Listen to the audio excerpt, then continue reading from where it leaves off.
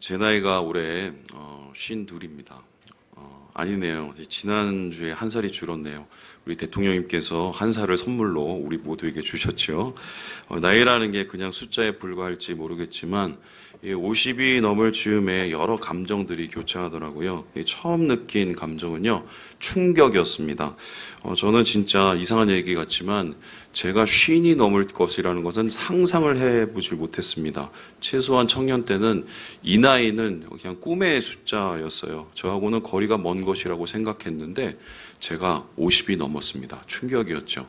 두 번째 느끼게 된 것은요, 이 허무함이었습니다. 여러분, 지금 제게 누가 인생이 뭐라고 생각하세요? 라고 물으면 아마 이렇게 대답할 것 같아요. 인생 별거 없던데요? 뭐 이렇게 말할 것 같습니다. 왜냐하면은 제가 청년 때 이 나이가 되면 뭐라도 될 줄 알았습니다. 물론 목사가 됐지만 제가 기대했던 것, 제가 그렸던 그림하고는 좀 다른 그림이었습니다. 나름 열심히 살았어요. 또 20대 때는 조금 게을렀던 것 같고요. 20대 때보다는 30대가 더 열심히 살고 30대보다는 40대가 더 열심히 살고, 누가 그러던데 젊었을 때 게을리 사면 나이가 들수록 더 열심히 살아야 된다고, 아마 제 꼴인 것 같은데요. 그런데 열심히 산다고 다 잘 되는 게 아니더라고요. 살아보니까. 오히려 지나고 보면은 차라리 아무것도 안 하는 게 나을 뻔한 적도 있더라고요. 심지어 열심히 해서 뭔가를 다 이룬 다음에도 뒤를 돌아보니까 아유, 내가 이걸 위해서 목숨을 걸었어? 대단한 게 아닌 거죠. 그런데 문제는 이렇게 별거 없는 것 같은 인생이 참 힘들다는 것입니다. 대단하지도 않은데 쉽지가 않습니다. 이 별거 없는데 왜 힘든가요? 정답을 잘 모르겠어요. 인생이 수수께끼죠. 뭐가 어떻게 해야 될지 잘 사는 건지 잘 모르겠습니다. 뿐만 아니라 그냥 하루하루 버티고 사는 게 어렵습니다. 지금 목사님 맞으신가? 교회 온 거 맞나 싶지만 전 솔직한 심정을 말씀드리는 거예요. 더구나 이렇게 힘들게 사는 것도 참 괴로운데 인생은 참 외롭더라고요. 목사님 요즘 사모님하고 문제 있으십니까? 이렇게 생각하실지 모르겠지만 그게 아니고요.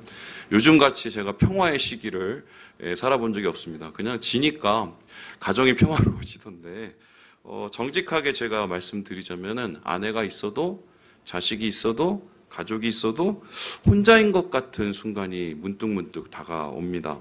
제 마음 이해하고 또 저를 알아주는, 함께해주는 사람이 별로 없는 것 같은 그런 느낌인데요. 어떤 시인이 그렇게 얘기를 하더라고요. 외로우니까 사람이다. 그 말이 딱 맞는 것 같아요. 인생은 참 힘들고요. 별게 아닌데 우리를 참 외롭게 만듭니다. 심지어 사역을 하면서도 그런 느낌이 들 때가 있습니다. 교회 위에서, 교인 위에서, 또 하나님 위해서 열심히 한다고 해도 어느 순간 뒤를 돌아보면은 내가 뭘 했지? 내가 제대로 한 건가? 이게 최선일까 하는 생각이 저의 마음을 괴롭힐 때가 많이 있습니다. 참 그럴 때면은 힘이 빠져요. 제 마음속에 허무함이 가득 찼기 때문인데요. 그게 인생이라고 할 수 있지만, 그게 사람이라고 할 수 있지만, 여러분, 중요한 것은 성경은요, 이미 이러한 인생의 정체를 우리에게 폭로해 놓고 있다는 것 아십니까? 우리 함께 8절의 말씀을 같이 한번 읽어보도록 하겠습니다. 시작! 전도자가 이르되 헛되고 헛되도다. 모든 것이 헛되도다. 오늘 우리가 읽는 성경은 전도서라는 책입니다. 이 전도서는 전도자가 써서 전도서입니다. 그랬더니 어떤 분이 말을 하시기를, 그러면은 전도자가 전도서를 썼으면 목사가 쓴 목사서는 없냐고 그러는데, 여기서 말하는 전도자라는 것은 그런 뜻이 아니라요. 이게 히브리어로 코헬렛이에요. 근데 코헬렛은 어떤 사람이냐면 모으는 사람, 설교하는 사람, 얘기하는 사람을 뜻합니다. 그러니까 이 전도서를 쉽게 설명을 하면은 설교집이에요. 그런데 이것을 보통 사람들은, 학자들은 솔로몬 왕이 썼다고 생각을 합니다. 그러니까 지금으로부터 3000년 전의 일인데요. 이 3000년 전에 인생 다 살아본, 그것도 극한에 이르기까지 인생을 경험해본 이 솔로몬이라는 사람이 이 설교자가 되어서 오늘 우리에게 전하는 것, 무엇이라고 얘기합니까? 인생이 헛되다고 이야기를 하고 있습니다. 설교자는 자기의 인생을 돌아보면서 그 정체를 헛됨이라고 얘기하는데요. 특별히 이 헛됨이라는 단어를 우리가 주의 깊게 볼 필요가 있습니다. 다음과 같은데요. 이 헛됨이라는 단어, 이 헤벨인데요. 헤벨이라는 단어의 정확한 뜻은요. 저기 하면 뭐가 나오죠? 입김이에요. 입김. 그럼 이것을 그냥 의역을 하면 이렇게 됩니다. 인생은 입김, 한낱 연기, 모든 게 한숨에 지나지 않는다. 이게 정확한 번역이에요. 이 전도자가 이렇게 말을 하는 것, 그 말이 우리에게 설득이 되는 이유가 무엇입니까? 그는 다 가져본 사람입니다. 다 올라가 본 사람입니다. 다 누려본 사람입니다. 그래서 그것을 다 마친 후에 그의 내린 결론은 인생은 한낱 입김에 불과하다. 허무함 그 자체다라고 얘기했습니다. 그렇다면은 왜 이 전도자는 우리 인생을 많은 것 중에 이 입김이라고 연기라고 표현을 했을까요? 입김과 우리의 인생이 굉장히 맞닿은 점이 있기 때문입니다. 여러분 입김을 한번 보세요. 이걸 잡을 수가 있습니까? 절대로 잡을 수가 없습니다. 그리고 입김은 한번 나오면 어디로 날아갈지를 모릅니다. 뿐만 아니라 우리의 입김 결과적으로 그곳에 있지 못합니다. 사라져버리고 말지요. 인생 역김이 마찬가지인데요. 여러분 가는 세월 그 누구가 잡을 수가 있나요? 인생 잡을 수가 없습니다. 덧없이 흘러간다고 이야기를 하지요. 그리고 한 또 가수는 그렇게 얘기했어요. 인생은 나그네 길 어디서 왔다 어디로 가는가. 내일을 알 수가 없어요. 입김처럼 어디로 가는지를 아무도 모릅니다. 그리고 결국 누구나 인생의 끝에서 무엇을 맛봅니까? 죽음이라는 알 수 없는 끝을 우리가 맛보게 되는데요. 그러니 뭘 해도 뭘 쌓아도 뭘 이뤄내도 결국 손에 남는 게 아무것도 없는 한숨에 지나지 않는다는 것입니다. 헛된 거죠. 허무한 거죠. 이러한 인생의 허무함, 나이가 들수록 더 심해지던데요. 특별히 전도자는요, 인생 다 살고 나서 인생의 가장 공허함을 느꼈을 때가 언제인지를 이렇게 이야기하고 있는데 그게 3절입니다. 우리 한번 세 번역으로 읽어볼까요? 우리 같이 한번 읽어보겠습니다. 시작! 그때가 되면 너를 보호하는 발이 떨리고 정정하던 두 다리가 약해지고 이는 빠져서 씹지도 못하고 눈은 침침해져서 보는 것마저 힘겹고. 여러분 가지고 계시는 성경하고 좀 다르지요? 왜냐하면은 이 보통 학자들이 전도서를 읽을 때 12장 3절에서 6절까지를 비유적으로 읽습니다. 그래서 뭐 예를 들어서 뭐 머리에 살구꽃이 있다. 이게 뭐냐? 머리가 하얘지는 것을 뜻하고요. 전체적으로 인생에서 우리의 몸과 마음이 노화되고 노년에 이르는 그 상태를 의미합니다. 결국 7절에서 얘기하듯이 우리 인생은요. 흙에서 왔다가 흙으로 돌아가고 맙니다. 역전에 머무시는 노숙자들도 한국 경제를 주로 잡는 대기업 회장님들도 모두 다 같은 운명을 맞이하고 맙니다. 그래서요. 그 인생 허무한데요. 그 허무한 인생 달가워하는 사람 없습니다. 그리고 이 허무한 인생 살아가는 것, 죽음의 끝을 맞이하는 것 항상 낯설기 마련입니다. 그리고 이 허무함은 우리의 인생을 고통스럽게 만듭니다. 그래서 사람들은요, 이 고통과 싸웁니다. 이 허무함과 싸웁니다. 인생의 헛됨을 극복하기 위해서 무슨 일을 하게 되는데요. 그렇다면 사람들은 이 인생의 허무함을 극복하기 위해 이 헛된 인생을 극복하기에 어떤 싸움을 할까요? 근데 제가 생각을 해보니까 세 가지 정도로 구별하지 않을까 싶은데 이 첫 번째는요. 먼저 즐겨라, 채워라 하면서 사는 겁니다. 이것은 무엇일까요? 바로 지금 이 순간, 오늘 여기만 중요한 인생, 쾌락주의적인 삶을 의미합니다. 일종의 헛된 인생의 끝을 그냥 잊어버리고 오늘이 전부인 듯이 사는 것인데요. 당장 나를 즐겁게 할 것만 생각하고 그것만 쫓아가는 인생입니다. 요즘에는 이런 인생들 너무 많이 있습니다. 왜인가요? 이러기가 너무 쉽기 때문이에요. 집에 들어가서 우리 예지가 항상 보면은 제가 와도 인사를 잘 안 합니다. 인사를 왜 안 하냐? 얘가 예의가 없어서 안 하는 게 아니라 얘 손에 뭐가 있기 때문에요? 스마트폰이 있기 때문에 계속 그거 쳐다봅니다. 이거 왜 쳐다보냐고 저한테 물었어요. 그거 쳐다볼 때 너무 행복하대요. 그러면 그거 안 보면 어떠냐 했더니 그거 안 보면 너무 갑자기 삶이 무료해진대요. 제가 어제 예지한테 물어봤어요. 예지야, 네가 요즘에 가장 행복했던 적이 언제니? 라고 물어봤더니 예지가 하는 말이 동영상으로 자기가 좋아하는 아이돌 영상을 봤을 때래요. 여러분, 이렇게 세상은요, 점점 오늘만 생각하게 살고 만드는 게 그것을 통해서 돈 버는 세상이 지금 우리가 살고 있는 세상입니다. 그러나 이런 삶에는 문제가 있습니다. 왠가요? 우리의 쾌락, 우리가 쫓는 즐거움이 우리의 욕망을 다 채울 수가 없기 때문입니다. 우리의 마음 구멍, 이 욕망이 훨씬 크지요. 그래서 우리는 우리의 마음에 더 큰 것, 더 새로운 것을 원하는데요. 어제 만족하던 것이 오늘 계속 만족스러울 수는 없습니다. 그래서 이렇게 쾌락을 쫓아 사는 인생, 오늘이 전부인 것 같이 사는 인생은 결국 그 끝이 더 허무해지는 경우가 많이 있습니다. 그래서 사람들은 이 헛됨과 싸우기 위해서 둘째로 뭘 합니까? 모아라, 쌓아라 라고 이야기를 합니다. 이런 삶의 방식은 쾌락주의적인 삶보다는 낫습니다. 이런 삶을 한마디로 표현하면 이건데요. 그래도 살 동안은 덜 불행해지기라고 말할 수 있습니다. 사는 날 동안에 안정을 얻고 싶은 것입니다. 그래서 뭔가 내가 믿을 만한 것, 나를 지킬 만한 것에 올인을 합니다. 모으는 것으로, 쌓는 것으로 안심을 합니다. 그게 돈일 수도 있고요, 힘일 수도 있고요, 아니면 사람과의 관계일 수도 있습니다. 하지만 이러한 삶의 끝도 별다르지 않습니다. 왜일까요? 내일을 알 수가 없기 때문입니다. 내가 모아놓은 그것이 내일도 여전히 유효할지 아무도 모르기 때문입니다. 제가 예전에 같이 사역하던 교회에서 한 목사님이 계셨는데 이분의 이력이 되게 신기했습니다. 어떤 분이었냐면 아주 좋은 대학교를 나오셔서 증권회사의 에이스로 일을 하시다가 갑자기 그만두고 목사가 되셨어요. 그래서 제가 나이도 지긋한 분한테 여쭤봤어요. 형님, 왜 갑자기 목사가 되셨어요? 그 일을 왜 그만두셨어요? 라고 얘기했더니 그분이 갑자기 한마디로 정리를 하더라고요. IMF.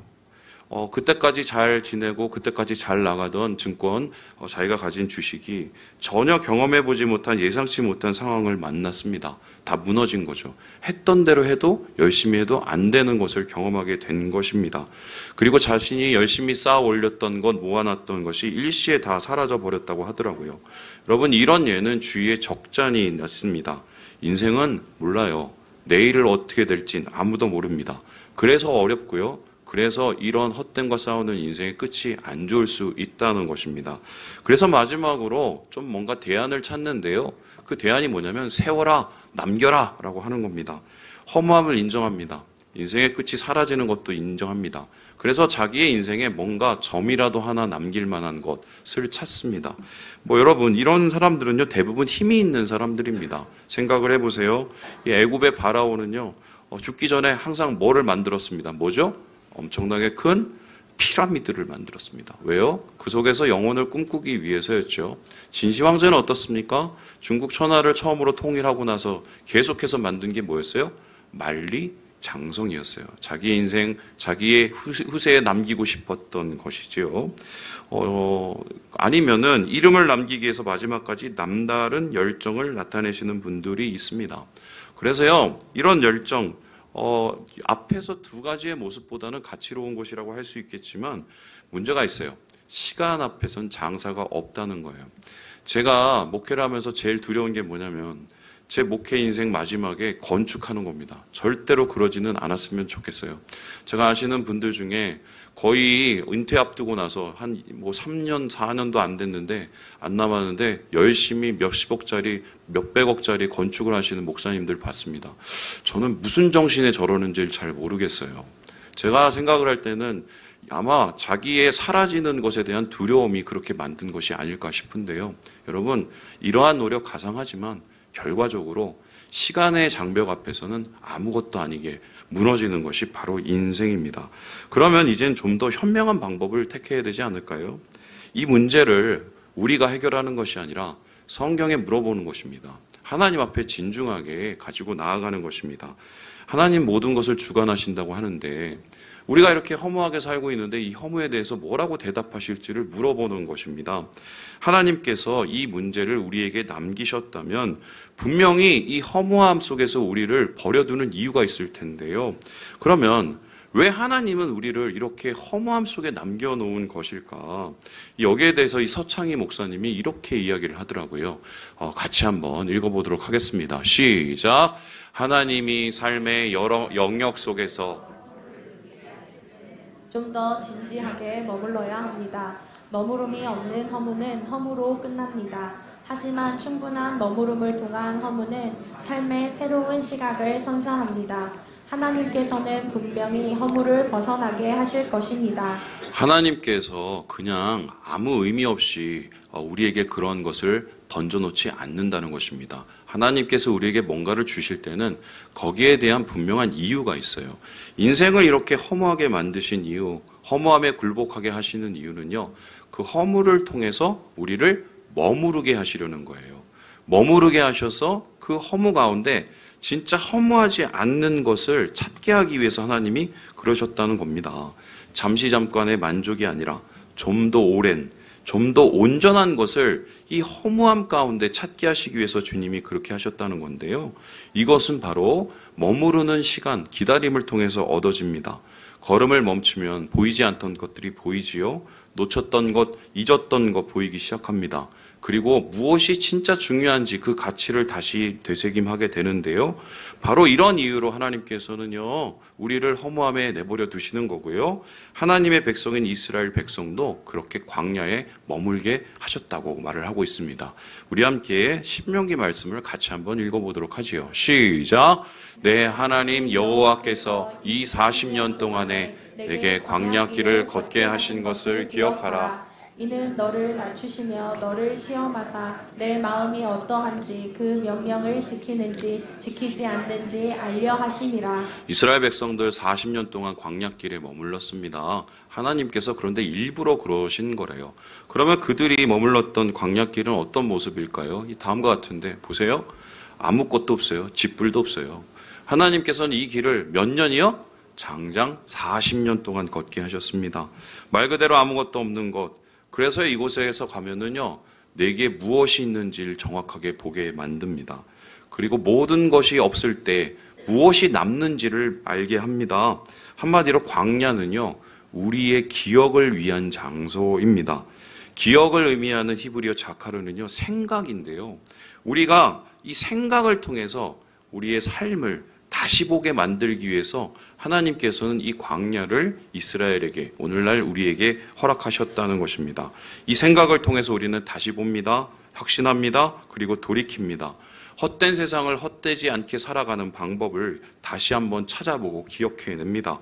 그래서 이런 말이 되죠. 우리가 진짜 기억해야 할 것을 떠올리고 마음에 새기면 그 기억이 우리를 살릴 수가 있다는 것입니다. 오늘 우리가 여기 함께 모인 이유도 바로 그것입니다. 1시간 동안 여러분과 함께 여기 머물고 있습니다. 왜 머물고 있나요? 우리 광야 같은 인생 살면서 허무와 싸워가면서 많이 지쳐 있습니다. 그리고 우리 지친 마음을 가지고 이곳에 머물면서 우리는 질문을 합니다. 기억을 합니다. 무엇이 나를 살릴까? 무엇이 남을까? 무엇이 이 세상의 끝에 우리를 기쁘게 할까를 질문하게 되는데요. 그래서요, 우리는 이 영혼의 기억을 찾기 위해서 모였습니다. 그러면 이 기억, 우리 영혼 살리는 기억, 도대체 우리가 정말 이 헛된 인생 살면서 헛되지 않게 하는, 정말 허물을 극복하게 만드는 이 영혼의 기억은 어떤 것일까요? 저는 오늘 말씀 속에서 이 전도자가 얘기하는 3가지의 기억을 여러분께 소개하고 싶습니다. 우리 첫 번째 같이 한번 읽어보도록 하겠습니다. 시작! 창조주 하나님을 기억하라. 이 전도자는요, 이 창조주 하나님을 기억하는 것이, 생각하는 것이 우리의 인생을 헛되지 않게 만든다고 하고 있습니다. 우리 함께 1절의 말씀을 같이 한번 읽어보도록 하겠습니다. 시작! 너는 청년의 때에 너의 창조주를 기억하라. 곧 곤고한 날이 이르기 전에 나는 아무 낙이 없다고 할 해들이 가깝기 전에. 공고한 날 아무 낙이 없다고 할 때, 한마디로 노년이 올 때, 생각할 여유가 있을 때, 기회가 있을 때, 그때가 바로 청년의 때고요. 사실 우리가 지금이라도 생각할 여유가 있으면 우리는 아직 청년을 살고 있는 거예요. 바로 그때 우리가 떠올려야 될 기억이 뭐라고요? 창조주 하나님을 기억하는 것이라고 말을 합니다. 자, 그렇다면 왜 창조주 하나님을 기억하는 것이 우리의 삶을 헛되지 않게 하는 것일까요? 그냥 하나님이 아니라 너의 창조주 하나님, 나를 만드신 하나님, 왜 우리가 이 하나님을 기억해야 이러한 허물을 극복할 수 있을까? 요즘 관공서나 은행 혹은 매장에 가면은 우리가 흔히 만날 수 있는 안내문이 하나 있습니다. 여러분 이런 거 보신 적 있죠? 지금 당신이 마주하고 있는 사람은 누군가의 뭐예요? 소중한 가족입니다. 여러분 이러한 안내문이 많이 나오기 시작한 이유가 뭡니까? 하도 이 갑질 사건들이 많이 일어나서 감정 노동자들 때문에 이것 때문에 막 돌아가시고 이런 힘든 일이 일어났잖아요. 이를 방지하기 위한 방편인 것이죠. 이 이야기의 결론이 뭐예요? 한마디로 이 사람 귀한 집 자식이니까 함부로 대하지 말라는 것입니다. 마찬가지죠. 성경이 이 이야기를 하고 있습니다. 성경은 우리를 가르쳐서 세상을 향해 뭐라고 얘기를 합니까? 우리는 그냥 그렇고 그런 사람이 아니라고 이야기를 합니다. 하나님께서 한 명 한 명 다 창조하신 그런 귀한 사람이라고 성경이 이야기를 하고 있습니다. 특별히 전도자가 그냥 창조주라고 하지 않고 너의 창조주라고 말한 이유는 무엇일까요? 하나님께서 나를, 여러분을 직접 만드셨기 때문입니다. 그냥 어머니가 뱃속에서 자라는 거 옆에서 보고 계셨던 것이 아니라 여러분이 태어날 때부터 여러분을 만드시고 조직하시고 이름을 불러주셨어요. 제가 그냥 얘기하는 게 아니라 이 다윗이라는 이 성경의 이 시편의 기자, 이 왕이요. 자기 자신의 창조를 뭐라고 얘기했냐면 하나님께서 어머니 뱃속에서부터 나를 만드셨다고 내 이 내장, 5장 6보를 하나님이 다 만드셨다고 합니다. 나를 다 아시는 거죠. 나는 그렇게 하나님의 귀한 사람인 것입니다. 이 창조주 하나님을 기억하면 우리의 가치를 알게 됩니다. 돈이 많고 적고의 문제가 아닙니다. 힘이 있고 많고의 문제가 아닙니다. 진화론자들이 말하듯이 우리는 어느 날 갑자기 이 세상에 태어난 우연의 존재가 아니라는 말입니다. 어느 누구도 세상 속에서 짓밟을 만한 사람은 없습니다. 왜입니까? 우리는 미리 계획하고 만드신 하나님의 자녀들이기 때문입니다. 세상 어느 누구도 소중하지 않는 사람이 없는 이유, 하나님께서 그분을 만드셨기 때문이에요. 그래서요, 우리가 창조주 하나님을 기억을 할 때 내 삶을 비참하게 만드는 모든 것 앞에서 우리는 그 허물을 극복합니다. 그래도 내가 하나님 아들이야. 하나님 딸이야. 그러면서 우리 안에 있는 가치를 다시 되새기게 되지요. 뿐만 아니라 창조주 하나님을 기억하는 건요, 인생을 왜 사는지 그 이유를 발견하게 되는 것입니다. 여러분, 창조주입니다. 우리 인생의 주인이라는 것이죠. 여러분, 여기 시계 보이시죠? 이 시계, 요즘 스마트폰으로 만든 이 시계 연결이 됩니다. 이거 얼마나 복잡한 줄 아세요? 연결하고 또 복잡하게 앱 깔고 막 이래야 됩니다. 제가 이걸 어떻게 사용하게 될까요? 이것을 사고 나면 거기에 뭐가 있습니까? 매뉴얼이 있어요. 그 설명서 보고 이거 연결하고 어떻게 사용하는지 다 압니다. 그리고 그것을 설명서를 따라서 할 때 이 시계가 어떻게 됩니까? 이 시계에 다워지고 있고 가치로워질 수가 있어요. 여러분, 인생을 살면서 여러분의 가치, 여러분의 만드신 그 이유를 알지 못하면 아무것도 쓸 짝이 없이 그냥 발에 차고 다니는 시계에 무슨 의미가 있겠어요? 하나님께서 우리의 창조주라는 것은 우리가 살아야 될 이유를 말씀하시는 것입니다. 그 살아야 되는 이유는 사람들의 방식, 세상의 방식이 아니에요. 하나님이 우리에게 원하시는 뜻입니다. 이러한 뜻을 가지고 겸손함을 가지고 하루하루 살아갈 때 우리의 인생에서 열매를 거두게 된다는 거예요. 제 얘기를 해드릴까요? 저는 가수가 되고 싶었어요. 그래서 30대 전까지는 가수가 되기 위해서 열심히 살았습니다. 나름 상도 받고요. 그리고 앨범도 내고 막 이랬어요. 물론 잘 되진 못했는데 정확하게 말씀을 드리면 못한 게 아니라 안 한 거라고 해두고 싶습니다. 그런데 제가 왜 가수를 그만두었을까? 어느 날 하나님께서 중국에 갔는데 말씀하시더라고요. 성민아, 나는 네가 가수 되는 것보다 목사가 되는 게 좋겠어. 이렇게 얘기를 하셨습니다. 그 얘기를 듣고 제가 결정을 했어요. 하나님께서 그때부터 저를 괴롭히시고 하나님께서 그때부터 저를 힘들게 하셔서 그렇게 된 게 아니에요. 설득하시고 그것이 얼마나 중요한지 얘기하시고 네가 그거를 잘할 수 있을 거라고 말씀하셔서 그렇게 됐습니다. 유명한 것보다 생명 위에 사는 게 더 중요하다고 저한테 계속해서 얘기하셔서 제가 오늘 이 자리에 여러분 앞에 서게 된 것입니다. 만일 제가 가수가 되었으면 어떻게 됐었을까? 예. TV 한번 나왔겠죠. 예. 그리고 성공했었으면 아마 기분이 째졌을 겁니다. 어제 제가 예지한테 물어봤는데, 예지야, 너는 행복이 뭐냐 했더니 아빠 아이돌이 돼서 돈을 왕창 벌어서 엄마 아빠한테 뭘 해주신 거예요. 그렇게 얘기를 하더라고요. 그래서 제가 그런 거 안 해도 행복하게 살아. 그게 꼭 행복한 건 아니야. 이렇게 했는데 누구를 닮은 거죠 도대체? 그런데 저는 아마 그렇게 살았으면 행복했을까요? 아마 끝이 분명히 있었겠죠. 왜냐하면 인기는 물거품이니까요. 그래서 저는 이제 목사가 된 거 후회하지 않습니다. 그냥 부족함을 많이 느낄 뿐인데요. 사역 가운데 힘들 때도 있고 험할 때도 있지요. 그런데 그게 끝이 아니더라고요.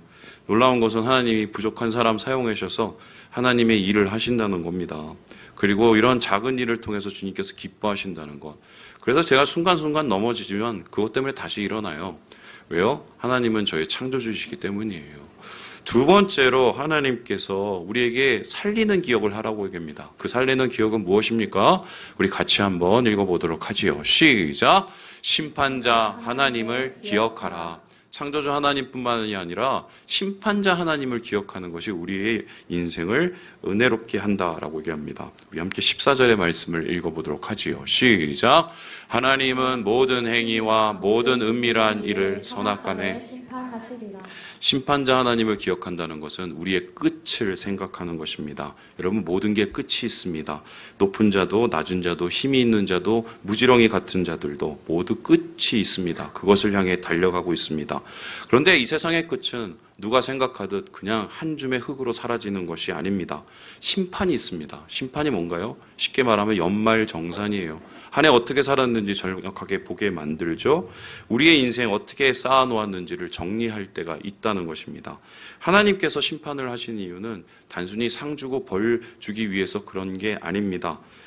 시작을 위한 심판이에요. 시작을 위해서 하나님께서 끝맺음을 하는 것입니다. 이 세상은 끝나지만 새로운 세상이 오는데요.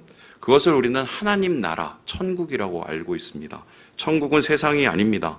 사라질 것이 아닙니다. 영원한 거예요. 그거 위해서 하나님께서 우리의 끝을 준비하고 계십니다. 이 뭐 하나를 사더라도 명품을 따지고 사시는 명품족들이 있습니다. 제가 강남에서 사역할 때 그런 분들 자주 만났습니다. 어느 날 하도 막 그런 거 들고 다니시길래 한 권사님한테 제가 여쭤봤어요. 권사님, 왜 그거여야 돼요? 왜 꼭 그 제품을 사셔야 돼요? 한마디로 표현하면 그분 가지고 다니는 백이요 1,000만 원이 넘었어요. 그랬더니 그분이 저한테 이런 얘기를 하시더라고요. 목사님, 뭔가 달라도 달라요. 이렇게 얘기를 하더라고요. 물론 이제 명품 좋아하시는 분들은 남들 하니까 뒤처지지 않으려고 그거 갖고 다니시는 분이 있습니다. 그런데 참고적으로 이분은 정말 명품에 조예가 있으신 분이에요. 그래서 그럼 뭐가 다르냐고 물어봤어요. 그랬더니 이분이 얘기하시는 분이 이러더라고요. 오래 가고 시간이 지나면 지날수록 더 가치가 있어진대요. 저는 뭐 명품이 없어서 잘 몰라요. 그런데 그렇게 얘기를 하는 거 들어보니까 이런 얘기더라고요. 한마디로 싼 거 100개 사는 것보다 이거 하나 사는 게 똑같다는 거예요. 가격적으로 그렇다는 거예요. 저는 이제 명품은 없는데 얼마 전에 미국에서 제 친구 어머님이 오셨어요. 그래갖고 고생한다고 지갑을 하나 사주셨습니다. 근데 그 지갑 이제 명품은 아니지만 좀 제가 이때까지 가져본 것 중엔 제일 비싼 지갑이었어요.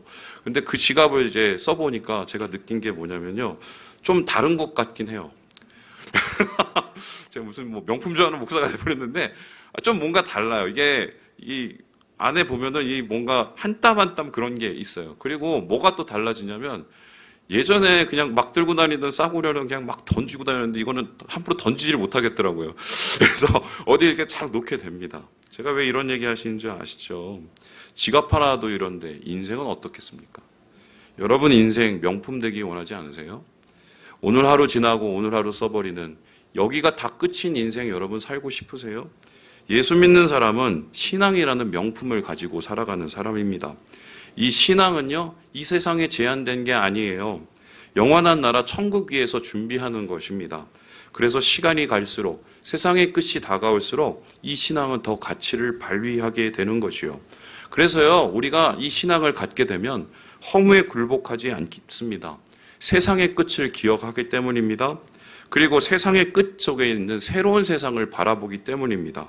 그래서 우리는 세상이 아닌 영혼을 사는 사람이 되는 거다. 그래서 심판자이신 주님을 기억하는 것이 왜 중요한지를 말하고 있습니다. 마지막으로 그렇다면 우리를 살리는 이 진짜 생명의 기억은 어떤 것일까요? 우리 같이 한번 읽어보도록 하겠습니다. 시작! 동행자 하나님을 기억하라. 우리의 시작, 우리를 만드신 그 가치를 기억하라. 그리고 우리의 끝, 우리의 새로운 세상을 만드신 하나님을 기억하라고 얘기합니다. 그리고는 마지막으로 우리의 삶에 동행하시는 그 하나님을 기억하라고 이야기하고 있습니다. 우리 함께 5장 20절의 말씀을 같이 한번 읽어보도록 하겠습니다. 시작! 그는 자기의 생명의 날을 깊이 생각하지 아니하리니 이는 하나님이 그의 마음에 기뻐하는 것으로 응답하시리니라. 전도서의 이 마지막은요, 한마디로 동행자 하나님 소개하고 있습니다. 동행자라는 것은 무엇입니까? 같이 길을 가는 친구입니다. 하나님께서는 우리가 행복하게 살기를 바라시고요, 그냥 바라는 것으로 그치는 것이 아니라 인도하고 함께 한다고 이야기하고 계십니다. 여러분, 18세기에 하나님에 대한 새로운 개념이 나타났습니다. 그걸 가지고 뭐라고 하냐면 이신론이라고 해요. 이신론의 이자가 이게 이성적인 이자를 얘기하는데요. 그러면 이신론이라는 것, 이 다른 말로 자연신론이라고 하는데 이게 무엇인가? 이 다음 만화 하나를 보면은 여러분 딱 옵니다. 여러분 보시죠. 저기 앉아 계신 분이 누구겠어요? 하나님이세요. 바라보고 있는 것이 지구, 우리가 살고 있는 세상입니다. 근데 저 밑에 보세요. Don't make me come down there 라고 얘기합니다. 나를 저기 가게 귀찮게 하지 마 라고 얘기합니다. 이 신론이 가르치는 세상은 이런 건데, 하나님께서 이 세상을 정교하게 만드시고 마치 어떤 좋은 기계를 만듯이 잘 만들어 놓으신 거예요. 그리고 그게 그냥 시계처럼 잘 돌아가게 만들어 놓으신 겁니다. 그리고는요, 하나님은 개입을 안 합니다. 멀리서 바라보는 일종의 테크니션 내지는 발명가 정도인 거예요. 그래서 이러한 이신론을 믿는 사람들은요, 어떻게 했느냐? 우리 인생에 개입하지 않는 하나님이니까 그냥 우리끼리 잘 살아야 된다고 생각을 합니다. 루소와 같은 계몽주의자들을 비롯해서 미국 건국의 아버지인 애덤스, 프랭클린, 심지어는 과학자 아인슈타인, 뉴턴 이런 사람들이 다 이신론자들이에요. 이신론자들은 이성을 믿습니다. 이성을 가지고 세상을 완벽하게 만들어야 된다고 생각을 합니다. 그래서 돈 많이 벌고 돈 많은 시스템을 만든 게 그게 자본주의예요. 이신론으로부터 시작이 됐습니다. 그리고 이 정치제도 만듭니다. 민주주의 제도도 이신론으로부터 시작이 됐어요. 정립이 된 거예요. 뿐만 아니라 이 이신론을 가지고 과학을 발전시킵니다. 과학 철학이 나오게 되는 것이지요. 그런데 이신론, 결과적으로 무신론에 가깝습니다. 왜 그런지 아세요? 하나님하고 실제적으로 살아갈 때 별로 관계가 없기 때문이에요. 하나님 없이도 이 세상 잘 살아갈 수 있다고 생각하기 때문입니다. 이성적인 신일 줄 모르겠지만 이상한 신입니다. 기독교는 이런 신앙을 믿지 않습니다. 이거는요, 예수 안 믿는 사람들하고 똑같은 거예요. 그러면요, 우리가 믿는 하나님은 어떤 하나님입니까? 우리와 함께 하시는 하나님이에요. 우리와 동행하시는 하나님이에요. 어려울 때 나 도와주고 힘들 때 내 손 잡아주는 따뜻한 하나님을 믿습니다. 그래서 성경은요, 하나님을 이렇게 부르고 있는데요. 우리 함께 마태복음 1장 말씀 같이 한번 읽어보도록 하지요. 시작! 보라, 처녀가 잉태하여 아들을 낳을 것이요 그의 이름은 임마누엘이라 하리라 하셨으니 이를 번역한즉 하나님이 우리와 함께 계시다 함이라. 하나님의 아들이신 예수님의 별명이 있어요. 뭐라고요? 임마누엘. 저 뜻이 뭐냐면 우리와 함께 하시는 하나님, 우리와 동행하시는 하나님. 하나님은 언제 우리와 함께 하십니까? 가장 어려울 때 거기 함께 하세요. 하나님은 언제 우리와 동행하십니까? 내 인생이 가장 허무하게 느껴질 때, 외로울 때 주님 거기 함께 해 주신다는 것입니다. 여러분, 제가 왜 예수 믿는지 아세요? 이 때문이에요. 제가 가장 힘들었을 21살 때, 그때 제가 운동권 하면서 배신당하고 완전히 팽당하고 인생 말아먹고 있었을 때거든요. 그때 한 선배 통해서 수도원에 갔어요. 수련회로 갔는데 그 수련회에서 제가 도망갈 거 생각을 하다가 갑자기 마지막 날에 하나님 음성 들었어요. 그때 하나님께서 저한테 뭐라고 그러셨냐면, 성민아, 내가 다 안다. 내가 다 안다. 이 말 때문에 제가 예수 믿었어요. 이 말 때문에 제가 목사가 됐습니다. 저는 혼자인 줄 알았거든요. 다 아신대요. 다 보고 계셨던 거예요. 거기 계셨던 거예요. 여러분, 우리가 하나님을 믿는 이유가 바로 이거예요. 동행하시기 때문이에요. 내일을 몰라요. 어떻게 될지 몰라요. 우리의 인생 잘하고 있는지 못하고 있는지도 잘 모릅니다. 혼자인 것 같아요. 그런데 성경은 말해요. 아니야. 내가 있잖아. 내가 동행하잖아. 내가 다 안다니까. 이렇게 이야기를 하고 있습니다. 여러분, 예수님 이야기를 쓴 누가라는 사람이 있습니다. 이 사람은요, 이방인을 위해서 누가복음이라는 책을 썼습니다. 근데 인생을, 예수님의 일생을 다 적은 후에 고민이 하나 생겼어요. 어떤 고민이냐면, 이 이야기를, 예수님 이야기를 어떻게 마치지? 마무리를 어떻게 할까 되게 고민을 했습니다. 그리고는 그가 고민을 하다가 생각해낸 그림 한 장이 있었어요. 바로 이 그림입니다. 이 얀 발덴스라는 이 사람이 그린 그림인데요. 그 성경을 이렇게 그림으로 만들었죠. 여기 보면 네 사람이 등장합니다. 첫 번째 저 중간에 있는 두 사람은요, 예수님의 제자들이고요. 그리고 그 우측에 있으신 분들, 손을 가리키는 분은 예수님이십니다. 그리고 저쪽에서 한가롭게 고기 잡고 있는 사람은 바로 이러한 분을 바라보는 작가이자 또 우리들을 뜻하는 거죠. 왜 누가는 마지막 이야기를 예수님의 이 엠마오로 가는 두 제자들의 이야기로 썼을까요? 왜냐하면 이때가 이 제자들이 가장 허무할 때였기 때문입니다. 여러분, 그들이 어떤 허무함을 느꼈을까요? 예수님을 3년 반 동안 따라다녔어요. 그런데 예수님께서 갑자기 돌아가셨어요. 십자가에 매달려 죽으신 거예요. 인생 끝났네? 내가 3년 동안 뭘 했지? 남은 게 뭐야? 내 인생 남은 게 아무것도 없어. 허무해서 집으로 정처 없이 터벅터벅 걷고 있었습니다. 이때 갑자기 어떤 사람이 왔어요. 그리고 그들에게 말을 붙입니다. 이런 말을 했는데요. 우리 함께 누가복음 24장 읽고 마무리해보죠. 같이 읽겠습니다. 시작. 그들이 서로 이야기하며 문의할 때에 예수께서 가까이 이르러 그들과 동행하시나 그들의 눈이 가리어져서 그인 줄 알아보지 못하거늘. 허무한 발걸음, 그들의 인생을 함께 해주셨어요. 심지어는 이미 이 허무함에 완전히 마음이 장악이 돼서 예수님인지 몰랐어요. 그런데도 예수님께서 그들의 곁에서 떠나지 않으셨습니다. 언제까지요? 바로 예수님이 옆에 있다는 것을 그들이 깨달을 때까지요. 여러분, 인생은 허무합니다. 목사님, 인생은 행복하세요? 저도 허무해요. 저도 줄곧 외로움 많이 느껴요. 요즘에 무슨 갱년기라 더 그렇습니다. 그런데 제 인생 외로움에서 그치지 않고 허무함에서 그치지 않는 이유가 무엇인지 아세요? 주님을 기억하기 때문이에요. 주님이 계시거든요. 그래서 마음이 외로워지고 허무할 때마다 주님께 더 갑니다. 거기에 나와 동행하시는, 나를 만드시는, 그리고 나를 위해서 새로운 세상을 준비하고 계신 주님이 계시기 때문이에요. 말씀을 마칩니다. 여러분, 오늘 함께한 우리 모든 형제 자매 여러분이 이 그림을 마음속에 같이 품었으면 좋겠어요. 주님이 계세요. 우리와 함께 하세요. 우리의 허무한 인생을 주님이 동행해 주십니다. 그러한 하나님의 은혜를 누리시는 우리 사랑하는 형제 자매들 되시길 주님의 이름으로 축원합니다. 기도하겠습니다.